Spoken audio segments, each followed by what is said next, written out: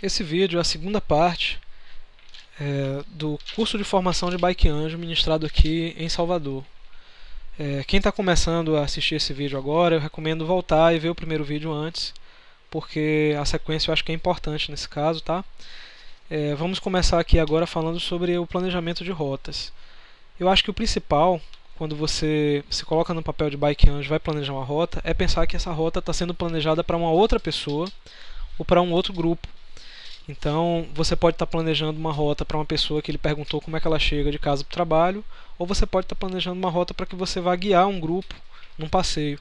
E tem que pensar que aquelas pessoas podem não ter o mesmo preparo físico, a mesma habilidade que você, então tem que pensar nas ladeiras, pensar nos locais onde se vai passar.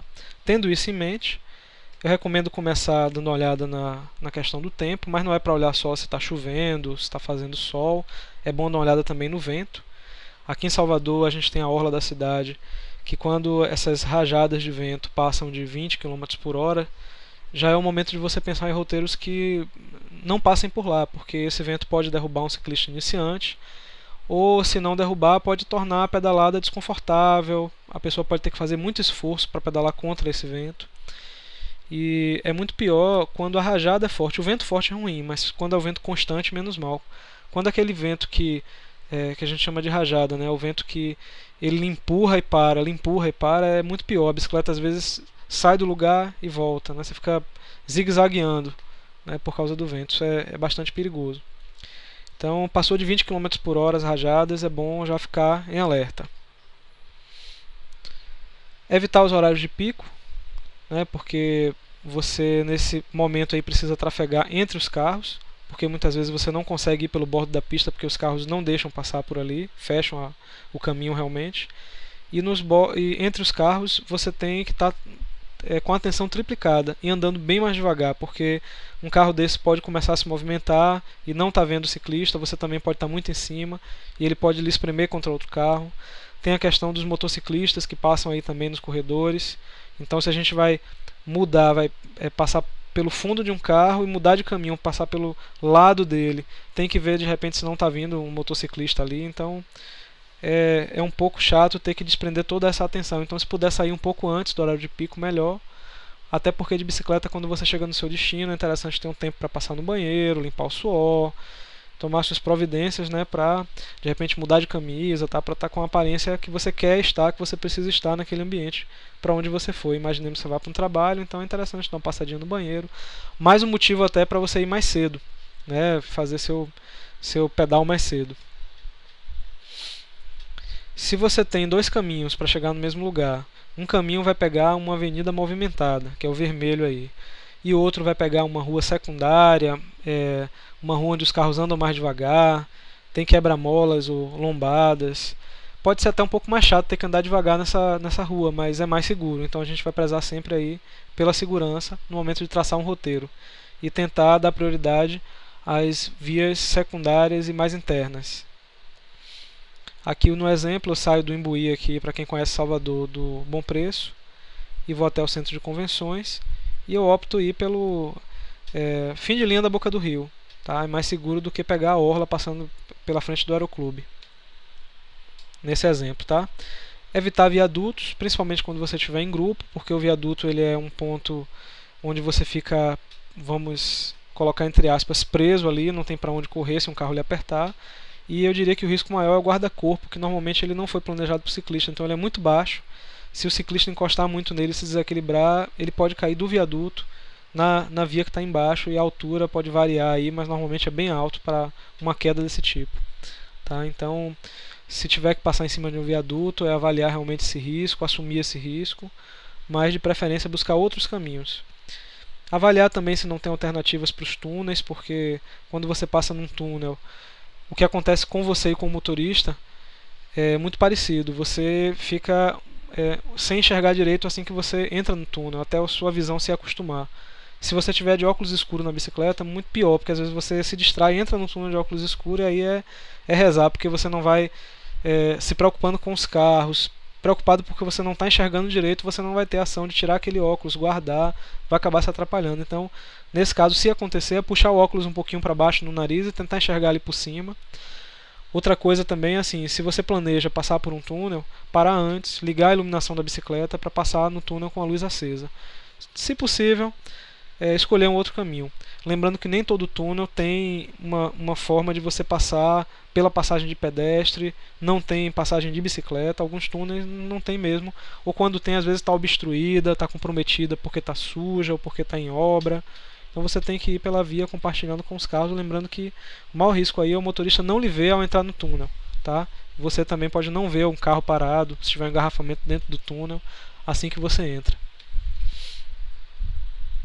Ladeiras, não existe certo nem errado, é só avaliar se quem está no grupo ou para quem você está traçando a rota vai se sentir à vontade de subir uma ladeira. De repente a pessoa não consegue porque está começando, então é traçar um roteiro um pouco mais longo, fazer um caminho mais longo, mas evitar aquela ladeira. É muito conversar com as pessoas mesmo e avaliar pela sua experiência. Eu diria que traçar um roteiro passa pela fase de visualizar os riscos. Você vai olhar seu roteiro todo e vai dizer, olha, aqui tem um risco, vamos tratar isso. Então aqui em Salvador, por exemplo, eu tenho um local que nesse roteiro aí eu teria que cruzar 4 pistas e passar por cima de um viaduto. Isso é muito difícil porque essa avenida é muito movimentada, então o ideal é procurar outro caminho. É ir mais para frente, pegar uma passarela de pedestre que tem, ou passar por trás do shopping que se chamava Iguatemi até pouco tempo, agora Shopping da Bahia. Tá? Eu posso escolher 2 caminhos, os 2 caminhos vão ser mais longos do que o que eu faria, mas são mais seguros. Quando você está levando uma pessoa novata na rua, você está guiando ela, você está sozinho com ela, é necessário bater um papo com ela antes para entender qual é o perfil, né? Se a pessoa já está acostumada a pedalar na rua por pouco que seja, ou se ela pedala só em ciclovia ou só em praça. Passar um pouquinho de segurança para ela e principalmente perguntar se ela se sente mais à vontade de ir na sua frente ou você ir atrás dessa pessoa, ou melhor, se ela se sente mais à vontade de ir na sua frente ou você vai na frente dela. Se você puder escolher como voluntário e sugerir a pessoa, é melhor que você vá na frente, porque você vai ter mais habilidade de estar olhando para trás para ver como que essa pessoa está. Quando o iniciante está na frente, ele pode querer olhar para trás e para ver se você está longe, se está perto, se atrapalhar com isso. E tem outra coisa bacana também que é o seguinte: quando a pessoa está atrás de você, que é mais experiente, ela pode lhe observar e aprender com isso. Quando ela está na sua frente, não. E quando ela está na sua frente, é ruim também para o voluntário, porque você precisa estar o tempo todo se comunicando verbalmente com ela. Vá mais rápido, vá mais devagar, para um pouco que a gente vai conversar, vamos virar à direita, vamos virar à esquerda. E quando ela está atrás de você, você se comunica com ela através de gestos, combina com ela, explica para ela como são gestos de intenção e ela consegue lhe ver fazer esses gestos e você se comunica melhor. Lembrar também de quando você está conduzindo o iniciante, parar para explicar coisas que você vai fazer fora do normal. Você vai dar uma contramão, para um pouco antes, bate papo com ela, explica por que você vai fazer aquela contramão. Às vezes a gente faz isso porque a cidade não oferece uma outra alternativa, a gente vai ter que dar aquela contramão mesmo, explica para ele. E aí você vai deixar ele decidir no futuro se ele vai fazer a mesma coisa ou escolher outro caminho.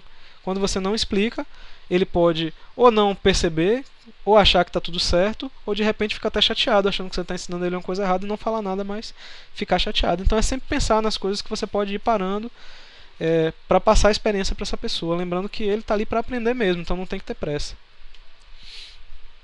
Quando você está com um grupo para guiar esse iniciante, é mais fácil porque você pode proteger ele colocando uma pessoa atrás, uma pessoa na frente, pessoas mais experientes, né? E até dos lados ou do lado, a depender da via, se a via permitir. Aí, por exemplo, nessa foto a gente tem pessoas, essa farda que esse uniforme rosa é do grupo chamado Meninas no Pedal aqui de Salvador, é um grupo feminino, e elas estão guiando aí um iniciante junto com pessoas do Bike Anjo. E você vê que tem pessoas do lado, pessoas atrás, pessoas na frente. O iniciante está de preto ali no meio do grupo, então ele está se sentindo bastante seguro, bastante protegido. Isso é importante no primeiro pedal na rua, por exemplo, para ele ficar mais tranquilo. Quando você vai guiar um grupo, é necessário que você conheça as 10 situações onde existem mais acidentes entre ciclistas e motoristas, por ordem de número de ocorrência. Então, começando, quando o cruzamento está à frente e o carro está vindo à direita, é necessário se posicionar no ponto B, porque no ponto A, quanto mais perto da calçada você está, mais difícil é do carro lhe ver. Vocês vão perceber que a maior ação que nós podemos fazer para evitar os acidentes, todos que a gente vai falar, é fazer com que o motorista nos veja. Então, é usar uma roupa mais clara, é apitar, buzinar, gritar, fazer barulho de alguma forma, ir um pouco mais para o meio da rua, claro que olhando para trás antes, vendo se é possível fazer isso, para que o motorista possa lhe ver. Tá? Chamar a atenção do motorista à noite com iluminação na frente e atrás da bicicleta é importante também. Então, a solução nesse caso aí é ir mais para o ponto B e perceber, tentar fazer algum contato visual com o motorista, perceber que ele realmente lhe viu, antes de você cruzar na frente dele. Quando um carro está parado, eu costumo dar uma olhada para trás e passar mais distante, e às vezes apito para esse carro, e depois que passa eu percebo até que eu apitei para um carro que estava vazio. A gente se sente meio bobo quando faz isso, mas é importante, gente, porque você precisa avisar o motorista que você está passando, ele não pode abrir a porta de qualquer jeito. E se você puder, passe afastado o suficiente para mesmo que ele abra, a porta não bater em você. Tá? Isso é a segunda situação mais crítica aí envolvendo acidente de carro com bicicleta, por incrível que pareça, é porta de carro parado. Quando você vem pedalando pelo passeio e passa pela faixa de pedestre, às vezes acontece relatos de motoristas que dizem o seguinte: eu não vi que era um ciclista, e ele não espera que o ciclista venha mais rápido do que um pedestre anda, e às vezes acontece o acidente nesse momento. A gente tem que lembrar que quando a gente vai utilizar a bicicleta, não é para a gente passar pedalando pela faixa de pedestre. O motorista não espera que isso aconteça, os pedestres não esperam que isso aconteça. Se você está pedalando, você tem que ir pela rua, a bicicleta é veículo. E você vai mudar de lado da rua, se você quiser, fazendo a conversão, normalmente, como qualquer veículo faria. Você não precisa ir pelo passeio e passar por cima da faixa. Se você quiser fazer isso, pode, mas você vai empurrando a bicicleta como pedestre. Ciclista empurrando a bicicleta é pedestre. Quando você está na contramão, o motorista normalmente ele está com a atenção voltada para o outro lado, porque ele precisa ver se vem algum carro antes dele sair. E muitas vezes os motoristas relatam que depois que o acidente acontece, ele atropelou o ciclista, mas ele não viu. Ele só ouviu o barulho e quando viu o ciclista estava no chão, porque realmente ele não está olhando para aquele lado, ele não está esperando que o ciclista venha desse lado. Eu diria que nessa situação a responsabilidade é do ciclista pelo acidente que aconteceu, por mais que ele seja machucado, por mais que ele pareça vítima nessa história, ele precisa entender que o motorista nesse caso aí pode não estar realmente vendo ele. Isso é muito perigoso. Quando você para num semáforo, parar atrás de um carro não é legal, porque você pode ficar no ponto cego de um outro carro que está na pista mais à esquerda. E no momento que você avança, quando o sinal abre, esse carro pode fazer a conversão e lhe atropelar sem ter lhe visto. Então a recomendação é que você pare fora do ponto cego e o mais para frente possível. Eu diria até que a minha recomendação pessoal vai além dessa imagem aí, além do ponto A. Você deve parar mais para frente do que o primeiro carro da fila. Nem que você precise ficar um pouco em cima da faixa de pedestre, porque você vai ter a oportunidade, quando o sinal abrir, sair antes dos carros e evitar justamente essa coisa de você ficar no ponto cego de um carro que acabou de arrancar e vai fazer uma curva, vai fazer uma conversão à direita, por exemplo. Quando o carro está vindo de trás e ele passa por você, ele está completamente errado se ele faz a conversão. Na verdade, ele precisa, pelo Código de Trânsito, está lá escrito isso, esperar o ciclista passar, porque ele tem que entender se o ciclista vai adiante ou se ele vai realmente virar à direita, para depois ele tomar a atitude dele. São alguns segundos que ele precisa segurar o carro um pouco para isso acontecer. Só que a gente não pode esperar que o motorista faça isso naturalmente, porque os motoristas não foram educados para isso. Na autoescola nem se aborda essa parte do Código de Trânsito. Então, ao chegar num cruzamento, um pouco antes, é necessário que você visualize os carros atrás de você, faça sinal, tente fazer contato visual com o motorista e faça o gesto de intenção, balançando seu braço sobre a cabeça, para frente, informando para ele que você vai seguir e pedindo para ele esperar. É importante que você não se jogue no cruzamento de qualquer jeito nesse momento, se você vai passar direto, que você faça contato visual com o motorista e veja se ele dá algum sinal positivo. Por exemplo, só em reduzir o carro, reduzir a velocidade do carro, você já se sente mais seguro. Às vezes o cara faz até um sinal de positivo lá de dentro, acende o farol, buzina, manda você ir realmente, então você fica mais seguro. Tá? Tem que haver essa comunicação para que você passe seguro por um cruzamento. Quando o carro está na sua frente, você está vindo de trás, mas ele está andando mais devagar, desconfie, porque ele pode estar parando ou ele pode estar parando, diminuindo a velocidade para entrar na garagem, para fazer uma conversão. Então é mais uma situação que eu diria que a responsabilidade é 100% do ciclista se houver um acidente. Tem um carro na minha frente, ele começou a andar mais devagar, não espere ele dar seta, não espere ele ligar o pisca. Pode ser realmente que ele não faça isso e vire. Então você tem que desconfiar. O carro está na minha frente e ele está andando mais devagar do que eu, algo de errado tem. Pare, segure um pouco a bicicleta, tente passar pelo outro lado, tente ver o que é que está acontecendo antes de você se jogar do lado do carro e de repente ele fazer a conversão, não está lhe vendo por você estar no ponto cego e acabar lhe machucando. Quando o carro vem no sentido oposto e ele lhe dá uma fechada vindo pela esquerda, não tem muito o que fazer para se livrar de uma situação dessa, a não ser você tentar chamar a atenção do motorista de longe. Então apitar, roupas claras que chamem a atenção, e de noite iluminação é sensacional, o cara lhe vê de longe com o farol piscando ali na frente da bicicleta. Então é importantíssimo que o motorista lhe veja. Essa não é uma situação muito crítica, não ocorrem muitos acidentes assim, porque o motorista ele vem realmente já olhando para a direção que ele vai fazer a curva, então ele vê o ciclista, mas é bom tomar cuidado. Quando você está ocupando um espaço na via e tem carros parados, por exemplo, estacionados à direita, e você acha que é mais seguro entrar entre um carro e outro e sair de novo, você está completamente equivocado. Você já conquistou seu espaço, continue naquela linha. Quando você entra num espaço entre os carros e vai sair de novo, isso pode ser também um ponto de ônibus, um recuo de um ponto de ônibus, você entra naquele recuo e sai de novo, pode ser que o carro que estava mais afastado tenha chegado mais para perto de você e pode acontecer um atropelamento nesse momento. Então pense no seguinte, se você faz isso, você vai ter que tomar todos os cuidados para voltar para a posição que você estava antes, virar para trás, olhar, sinalizar, apitar, fazer contato visual com o motorista. Então é tanto trabalho, gente, que é melhor você manter a sua posição e fazer sinal para que o motorista veja que você vai seguir, tá? Para que ele não espere também que você entre em algum lugar. Essa é a última situação que a gente vai abordar aqui e é o pesadelo de todo ciclista. Você está lá andando tranquilo e um carro vem de trás e ele atropelar sem você ter nem visto. A boa notícia é que o índice de acidente nessa situação aí é muito pequeno e ele só acontece normalmente quando o motorista cochila no volante, está bêbado. Então a melhor forma de evitar isso aí é evitar pedalar naqueles horários que são já conhecidos, horários em que o motorista está voltando de festas. Então pedalar 5 horas da manhã, 4 horas da manhã num sábado é ruim, porque as pessoas passaram a sexta-feira na balada e estão voltando para casa, deixa para sair mais tarde. A partir das 6 horas esse perigo diminui muito. Tá? A mesma coisa no sábado de manhã. Tá? Falando agora sobre o outro assunto, que é o último assunto que a gente vai abordar nesse treinamento, é o papel dos guias num grupo. O Bike Anjo ele pode ser solicitado a ajudar como guia num grupo de ciclistas.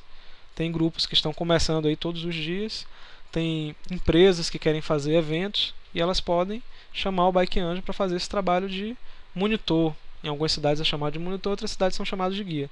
Então vamos ver a teoria aí desse trabalho, tá? Eu estou na verdade pegando só um pouco dessa teoria, alguns papéis para ficar mais fácil da gente fazer a parte didática do treinamento, mas não precisa levar isso ao pé da letra, cada um pode, seguindo o bom senso, fazer suas adequações para melhorar isso que eu vou falar para a realidade da sua cidade, do seu pessoal, tá? Vamos começar aqui pela pessoa que vai na frente. Normalmente a pessoa mais experiente que conhece bastante os caminhos, ela tem a responsabilidade de levar o grupo com segurança. Então, por um lado, essa pessoa tem que tomar decisões. Ela vai decidir, por exemplo, o momento que ela vai furar um sinal vermelho, que ela vai invadir um sinal vermelho, porque ela vai ter uma justificativa. Estava muito tarde, a rua estava deserta, parar com o grupo naquele local é perigoso, não vinha carro passando, então não cabe às pessoas que estão no grupo, mesmo os outros guias, os outros monitores, estar questionando a decisão do guia naquele momento. É ele que está levando o grupo. Então tem um ônibus parado num ponto. Ele pode decidir parar o grupo inteiro atrás de um ônibus e não cabe ninguém estar questionando isso, porque ele visualizou algum risco. Ou ele pode passar pelo lado do ônibus com o grupo, se adiantar, falar com o motorista, olha, o grupo está passando, segura um pouco tal, e vamos embora. Então ele toma as decisões. Ele pode, por exemplo, até mudar o roteiro no meio do caminho. Ele percebeu que tinha um problema, tem alguém muito cansado no grupo, ele resolve voltar antes de terminar aquele roteiro. Então ele é responsável por isso. E ele tem que ser assessorado porque lá da frente ele não tem condição de ver o que está acontecendo no restante do grupo. Então vem aí o papel do guia que fica lá no fundo, vamos chamar aqui para efeito didático de batedor. Esse batedor ele precisa ter um rádio de comunicação, um apito, alguma coisa, para avisar o guia que está lá na frente em caso de problema, para que o grupo pare ou pelo menos diminua o ritmo, porque o grupo não pode se afastar, não pode ficar uma pessoa lá no fundo pedalando muito devagar e o grupo todo ir embora, tá? Porque normalmente essas pessoas podem não saber o roteiro, não se encontrarem mais, podem se perder, tá? Ou precisarem de ajuda também. Tá? Então a pessoa que vai no fundo ela tem uma missão: não deixar ninguém para trás. Ninguém fica para trás do batedor. E normalmente ele leva um kit de ferramenta, câmara, bomba, para ajudar a pessoa que tem algum problema na bicicleta. A pessoa que vai do lado precisa de espaço, porque ela vai fazer o trabalho de contenção aí do grupo, ela vai separar os carros dos ciclistas que estão no grupo, considerando que o Bike Anjo trabalha com muitos ciclistas iniciantes que não têm preparo físico nem experiência na rua, então é necessário ter esse cuidado. E ele vai estar se deslocando para frente e para trás. É importante deixar isso claro para o grupo antes de sair, para que esse espaço fique livre, porque ele vai compactando o grupo, ele vai conversando com as pessoas que estão muito no meio da rua, então ele acelera um pouco para falar com a pessoa que está mais na frente, freia um pouco para falar com a pessoa que está atrás. E ele também às vezes precisa passar no meio dos integrantes do grupo, então ele precisa ter habilidade para isso, pedir licença, avisar a pessoa que vai passar, para bloquear, por exemplo, um carro que vai sair de uma rua, o grupo já está passando ali, e depois ele precisa voltar para a posição dele. Às vezes também ele se adianta, passa na frente do guia e vai lá na frente fazer o bloqueio de uma rua mais movimentada para que o grupo passe e depois ele vai alcançar de novo a posição dele. Então ele é uma pessoa que está sempre circulando para frente e para trás, pelo meio do grupo. Os integrantes do grupo não podem sair correndo atrás dessa pessoa achando que tem um guia aqui que foi lá na frente, eu vou também atrás. Não, que ele vai estar atrapalhando. Então o guia que está na frente do grupo ele tem que avisar quando um integrante do grupo correr atrás de um batedor, diz: ó, não passa não, o guia sou eu, fica aqui atrás de mim. Ele vai lá porque ele vai bloquear os carros. Tem que ter esse trabalho, esse papel aí também, tá? E o bloqueador, vamos chamar assim, o guia que fica aí do lado fazendo o bloqueio, né, dos carros e dos ciclistas, ele tem um papel fundamental, que é muitas vezes conversar com as pessoas que estão no grupo e não estão colaborando. Você já falou com a pessoa uma, duas, três vezes, para que ela se mantenha em fila, para que ela ocupe só uma faixa, e essa pessoa, para conversar, ela está fazendo fila quádrupla já de ciclista para estar batendo papo ali. Então muitas vezes é necessário que você tenha habilidade para conversar com essa pessoa sem discutir, pedir o apoio dela, explicar que aquilo é para o bem do grupo, para a segurança dela própria. E às vezes, gente, ocorrem situações que essa pessoa não vai querer obedecer, porque, por exemplo, ela não lhe conhece, não sabe o que, é que você está fazendo ali, ela está chegando no grupo agora, ela acha que você não tem o direito de estar falando com ela. Então, muitas vezes é importante se comunicar com o guia que está lá na frente, pedir para ele dar uma pausa se a situação for muito crítica, tomando cuidado de não expor essa pessoa. Você não vai dizer: ó, gente, vamos parar o grupo porque fulano está bagunçando, de jeito nenhum. Vai dar uma parada no grupo, vai dar uns 2 minutinhos ali, vai chamar aquela pessoa para conversar. É importante que nesse momento você chame o guia que está lá na frente, que é o mais experiente, normalmente ele é o mais respeitado no grupo, para conversar junto com você, explicar para a pessoa, pedir o comprometimento dela, o apoio dela, explicar mais uma vez que ela não pode estar fazendo aquilo. Além disso, não tem muito o que fazer se a pessoa quiser continuar insistindo naquele comportamento, porque a rua é pública, a gente não pode convidar uma pessoa a se retirar de um grupo, porque ela está numa via pública, ela tem o direito de estar ali. Mas é importante que os guias mantenham uma postura linear. Não adianta você reclamar com a pessoa e o outro guia dizer que está tudo bem, que está tudo certo. Tá? Normalmente não chega a um extremo desse, mas se chegar, a partir daí tem que passar a ignorar essa pessoa mesmo e esperar que no próximo pedal ela não venha mais, porque ela não vai se sentir mais bem-vinda ali, vai ficar constrangida por ter sido realmente ignorada ali durante o percurso. Tá? Essa é a minha recomendação para tratar situações mais críticas, mas, gente, isso não acontece com frequência, tá? Podem ficar tranquilos. Normalmente os iniciantes, principalmente os iniciantes, eles são bem tranquilos, eles querem aprender, estão ali para isso, então eles seguem realmente aquilo que a gente está pedindo. Quando o grupo se afasta e abre um buraco no meio, você abre espaço para que os carros entrem entre os ciclistas. Isso é muito perigoso. Já é perigoso quando o carro entra para fazer uma conversão, mais perigoso ainda quando ele entra e fica andando ali no meio dos ciclistas, porque lá na frente ele vai entrar. Então tem que tomar o cuidado sempre da parte de trás do grupo, adiantar um pouco o ritmo para encostar nos integrantes que estão mais para frente, ou pedir para o guia segurar o ritmo para que o grupo se reagrupe, às vezes até parar o grupo 100%, esperar reagrupar todo mundo e sair de novo. Quando o grupo é muito grande, às vezes tem que dar algumas paradas para reagrupar. É interessante que o guia conheça todos os gestos de intenção. Então, para dobrar, né, à direita ou à esquerda, para parar, é importante que os ciclistas que estão atrás vejam isso. Não é legal que o guia fique gritando: buraco, vai parar, porque as pessoas que estão no grupo começam a prestar atenção em outras coisas, porque sabe que se precisar o guia vai gritar. E o guia também não pode estar incentivando a fazer barulho, que às vezes o pedal é noturno e você não vai acordar as pessoas que estão ali na rua, né? Não é isso que a gente deve fazer. E aí você, fazendo os gestos, faz com que as pessoas prestem mais atenção em você. Sabe que se deixar de estar prestando atenção no guia, vai perder o gesto lá e não vai saber o que está acontecendo. E é legal também quando você faz os gestos. Esse aí é um gesto importante, né? Quando você aponta para o chão, as pessoas que estão no grupo percebem que tem que se preocupar com o que vem ali daquele lado. Às vezes no grupo você não está vendo o que está vindo lá na frente porque tem um ciclista na sua frente. Então às vezes é um outro ciclista, é um cachorro, é um buraco, é um quebra-molas, é alguma coisa que vai ser um obstáculo ali. E é importante também que o motorista que vem atrás, ele também olha para o chão, por mais que ele não entenda o que você está fazendo, você está apontando ali para o chão, ele olha para o chão e pode ver o que está acontecendo e saber que você vai ter que desviar. Seguindo em frente, num cruzamento, é o gesto. Eu falei sobre uma coisa e interrompi, mas eu vou continuar, tá? Deixa eu só terminar aqui. Esse gesto seguindo em frente eu diria que é o mais importante quando você está pedalando, principalmente sozinho, porque é assim que o carro vai saber que você não vai dobrar num cruzamento, você vai passar adiante, então ele tem que esperar, não pode dobrar por cima de você, né? E é importante que você conheça os gestos e pratique, porque com o passar do tempo, quando você está em grupo, as pessoas começam a aprender e praticar também. Isso é bom para elas, e é bom também porque em grupo chama mais atenção, várias pessoas fazendo sinal, chama mais atenção dos motoristas do que você sozinho lá na frente. Fone de ouvido, o guia não pode usar de forma nenhuma, porque ele tem que ouvir o trânsito, tem que conversar com as pessoas. E uma dica importante, quando um integrante do grupo está utilizando fone de ouvido, você precisa falar com ele. Fale com ele baixo, porque isso aí já vai lhe dar uma ideia do que está acontecendo. Se você chega perto dele e fala baixinho, meu amigo, não é indicado que você use fone de ouvido. Se ele responde para você, o quê? Você já sabe que ele realmente não está lhe escutando. Mas se ele lhe responde numa boa, significa que a música está baixa, que ele está lhe ouvindo bem, então não é legal estar pegando no pé dele. Mas pede para ele tirar um fone, deixar só um. Pede para ele deixar o fone pendurado ali na cinta do capacete. É importante que ele ouça o trânsito. Vou dar uma dica que eu uso muito no trânsito. Quando eu ouço um carro se aproximando, acelerando, eu fico mais tranquilo porque eu sei que ele vai passar e eu vou ficar. Quando eu ouço um carro chegando e esse carro está freando, eu sei que tem problema. Eu tenho que dar uma olhada para trás para ver o que está acontecendo. Porque ele está diminuindo, porque ele vai entrar, porque ele vai parar e ele pode não estar me vendo ali. Então eu tenho que me proteger. O guia precisa andar com o kit de primeiros socorros, vamos supor assim, da bicicleta, porque por mais que a gente peça, às vezes os integrantes não levam, e aí um pneu furado pode parar o grupo inteiro se você não tiver condição de ajudar aquela pessoa. Então é melhor levar as coisas para ajudar todo mundo do que correr o risco de parar o grupo inteiro por causa disso.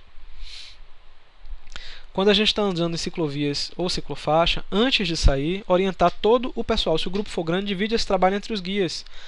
Cada guia pega 10, 15 pessoas e vai conversar num canto. Na ciclovia é importante manter a lateral livre para que a outra pessoa passe no sentido contrário. Então, se você está conversando com uma pessoa andando lado a lado, não espere que a pessoa que vem lá do outro lado passe pelo cantinho, porque ela não pode ter a mesma habilidade que você. Ela pode não saber fazer isso e pode acabar se batendo com você. Duas bicicletas pedalando numa ciclovia a 20 km por hora, quando se chocam, é um choque de 40 km por hora. Isso é muito perigoso. A queda é feia, outros ciclistas podem cair por cima de você. Você pode, Deus livre guarde, cair para fora da ciclovia, na pista onde estão os carros. Tem o meio-fio de um lado, tem a contenção do outro, você pode se bater nisso. Não é legal, tá? Então tem que lembrar que a gente precisa respeitar o espaço das outras pessoas também na ciclovia ou na ciclofaixa. 20 km por hora, para mim, é o limite recomendado para você estar andando na ciclovia ou ciclofaixa. Mais do que isso é treino, então vá treinar no local reservado, vá andar no lugar que ofereça menos risco para você e para os outros. Observe o perfil do grupo e converse com as pessoas que não estão obedecendo isso. Se as pessoas estão pedalando num grupo de passeio como se elas estivessem num pelotão de speed, você tem que conversar com essa pessoa, porque ela vai estar zigue-zagueando pelo meio do grupo e às vezes ela não percebe, mas ela derruba alguém que ficou para trás e ela não vê, foi embora. Tem que lembrar essa pessoa que ali no grupo tem pessoas de idade, tem pessoas com criança, tem crianças pedalando, adolescentes, tem pessoas que estão com o cachorrinho na garupa, o cachorrinho na cestinha da bicicleta. As pessoas estão ali para pedalar e isso precisa ser respeitado, tá? A gente não pode discutir no trânsito. Cada um é livre para fazer o que quiser, mas você vestiu a camisa do Bike Anjo, está lá guiando um grupo, você não pode discutir no trânsito, porque você pode criar uma situação que vai colocar em risco o grupo inteiro. Isso aí é uma foto de um vídeo que está no YouTube. Se vocês quiserem dar uma olhada depois nesse vídeo, vocês vão perceber que isso não foi um atropelamento. O ciclista está na frente do ônibus, andando devagar de propósito, e o motorista dá um toquinho, tá? De maldade mesmo, mas não é um atropelamento. Ele toca no pneu e desmonta o pneu traseiro da bicicleta, a roda traseira da bicicleta. Tá? Pra você ver como a bicicleta é frágil, então a gente não pode estar se colocando em risco, nem colocando o grupo em risco. Quando você se dirige a um veículo, na verdade você tem que lembrar que você está se dirigindo a um motorista. Sinalize, sorria, agradeça, seja simpático. Se você vai passar pelo lado de um motorista e vai chamar a atenção dele, precisa chamar a atenção dele, mas ele está devagar, você consegue falar com ele, dá um bom dia. Não precisa apitar, gritar, buzinar na cara da pessoa, tá? Faz com que ela lhe veja, seja simpático, porque isso vai fazer com que o relacionamento entre você e esse motorista seja amigável. Mais pra frente, isso pode fazer a diferença. Quando você está trafegando numa via mais movimentada e você não tem condição de cruzar lá para outra faixa, para passar por um cruzamento, que seria o indicado para vias menos movimentadas, não leve o grupo nem passe pelo cantinho ali, porque isso na verdade onde está a seta vermelha aí, é uma pista de desaceleração para quem já vai entrar no cruzamento. Quando você entra aí, que você volta para a pista lá na frente, você pode deixar espaço para que um carro entre também aí, e isso pode acabar ocasionando acidente.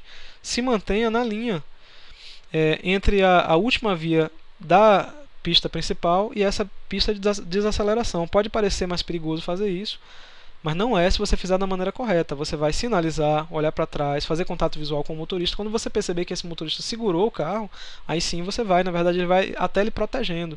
E quem quiser entrar no cruzamento, se for uma pessoa de bom senso, um motorista de bom senso, ele vai esperar. Se não, ele vai passar pelo lado direito do grupo, que também, se ele passar devagar, não é um grande problema, não é para se assustar, tá? Se a via é movimentada, essa é a forma mais segura. A forma mais segura ainda, mas que é muito mais difícil de se fazer, porque é chata, é parar o grupo e passar todo mundo empurrando aí, mas ninguém faz isso, né? Quando o ônibus está parado, esse aqui já é o nosso último slide, a tendência é que o guia, às vezes, ache que é melhor passar pelo lado direito do ônibus, mas tem que lembrar que se esse ônibus está um pouco afastado do ponto de ônibus, alguém pode passar aí correndo para entrar no ônibus, uma pessoa pode descer desse ônibus pela porta, e essa porta está justamente desse lado. Então o guia precisa decidir se ele vai parar ou se ele vai passar pelo outro lado do ônibus, lembrando que ele vai estar passando pelo trânsito mesmo, tem que olhar se vai ser possível. Uma dica aí importante é a seguinte: se o guia decidiu passar pelo lado esquerdo do ônibus, ele tem que se adiantar um pouco para garantir que o motorista está vendo que o grupo está passando ali. Passa logo lá, dá uma pitadazinha, buzina, fala com o motorista, dá um legalzinho, um sinal de positivo, até se for possível verbaliza: amigão, segura um pouco, tá vindo o grupo aí, e passa o grupo inteiro. Não deixa o ônibus sair e o grupo ficar para trás. As pessoas que vêm, os outros guias têm que vir avisando: motorista, segura mais um pouco, tal. E no final, claro, sempre agradecer ao motorista, né? Que é importante. Afinal de contas, se isso é uma via longa, daqui a pouco ele vai passar por vocês de novo lá na frente, vai parar num ponto e vocês vão passar por ele novamente, tá? Então, com isso a gente conclui a segunda parte aí do nosso curso preparatório para o Bike Anjo. Lembrando que esse curso está adaptado à realidade aqui de Salvador. Quem é de fora de Salvador que está assistindo esse curso pode ficar à vontade para adaptar à realidade local. Eu espero que tenha sido útil. Agradeço muito a presença de vocês e convido novamente para quem assistiu só essa segunda parte voltar e assistir a primeira parte também, porque é um complemento muito importante, tá? Obrigado, gente. Tchau, tchau.